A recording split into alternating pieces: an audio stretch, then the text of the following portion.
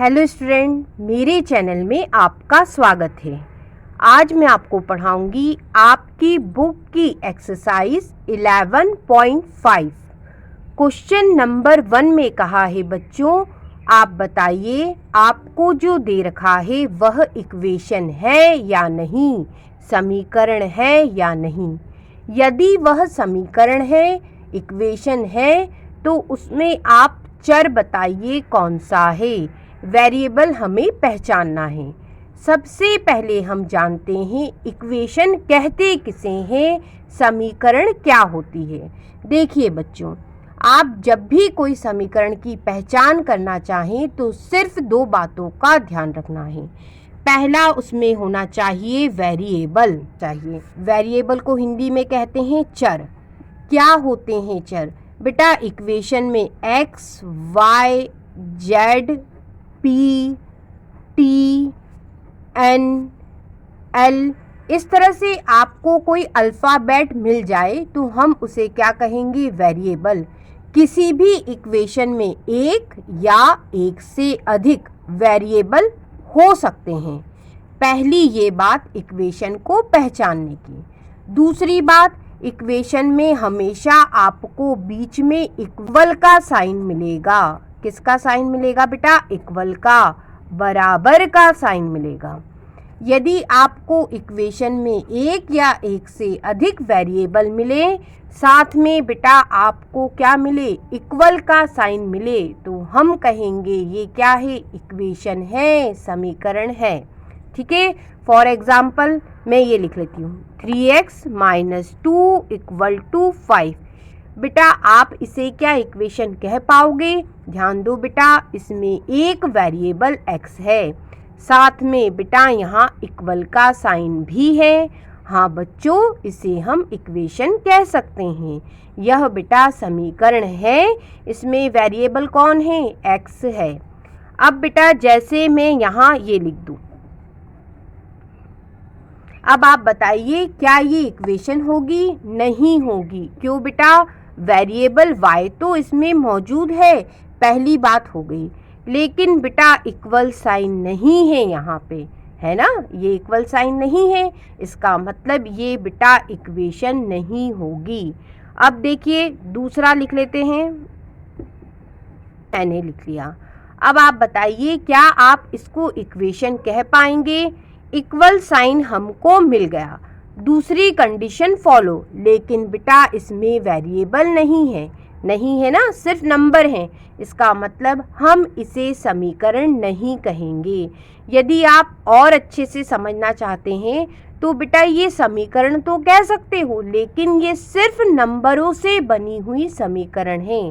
साधारणतः हम जनरली जो बात करते हैं उसमें क्या होता है? कम से कम एक वेरिएबल होना जरूरी है, एक से अधिक भी हो सकता है। साथ में क्या होना चाहिए? इक्वल साइन भी होना चाहिए। चलिए बच्चों, क्वेश्चन नंबर 1 की तरफ बढ़ते हैं। क्वेश्चन 1 के ए वाले हिस्से में बेटा आपको ये दे रखा है, आपको बताना है ये इक्वेशन है या नहीं। सबसे पहली बात, इस इक्वेशन में आपको एक वेरिएबल मिल गया, पहली कंडीशन फॉलो। और बेटा आपको इक्वल का साइन भी मिल गया, दूसरी कंडीशन भी फॉलो।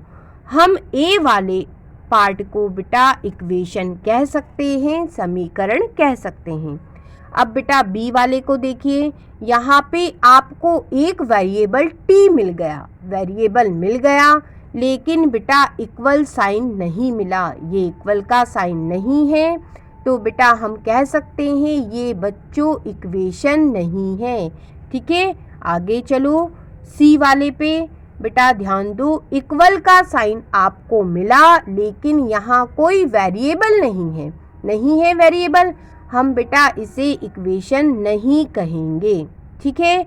अब इधर देखो बेटा डी वाले में, यहाँ पे सिर्फ नंबर दे रखे हैं, यहाँ कोई वेरिएबल नहीं है, कोई चर मौजूद नहीं है। हालांकि यहाँ इक्वल साइन जरूर है, लेकिन वेरिएबल नहीं है, हम बेटा इसे इक्वेशन नहीं कहेंगे। अब बच्चों इधर ध्यान दो, ई वाले में इक्वल का साइन मौजूद है, साथ में बेटा एक वेरिएबल x भी मौजूद है, एक चर x भी मौजूद है, तो हम बेटा इसे क्या कहेंगे? यह इक्वेशन है, समीकरण है। अब बेटा f पे चलते हैं। इसमें बेटा आपको एक वेरिएबल x मिला, साथ में बेटा इक्वल का साइन भी मिला। हम बेटा इसे इक्वेशन कह सकते हैं, इसे बेटा समीकरण कह सकते हैं। अब इधर चलो जी पे।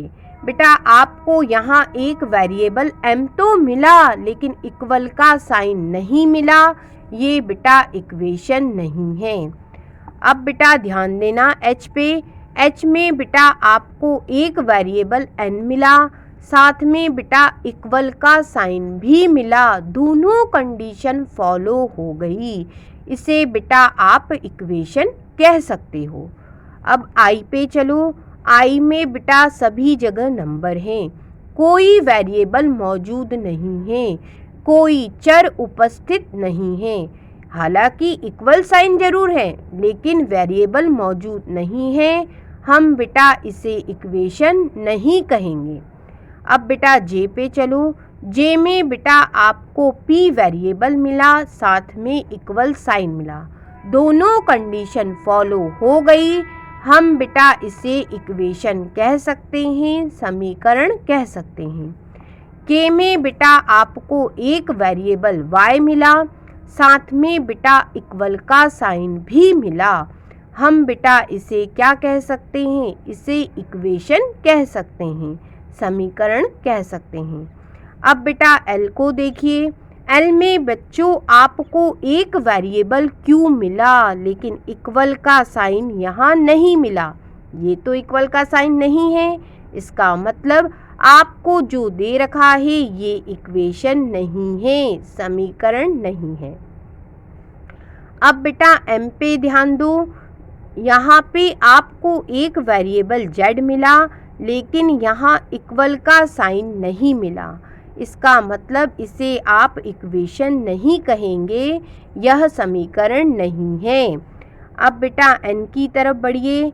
यहाँ बेटा आपको इक्वल का साइन जरूर मिला, लेकिन यहाँ कोई वेरिएबल मौजूद नहीं है, कोई चर उपस्थित नहीं है, इसे बेटा आप इक्वेशन नहीं कहोगे, यह बच्चों समीकरण नहीं है।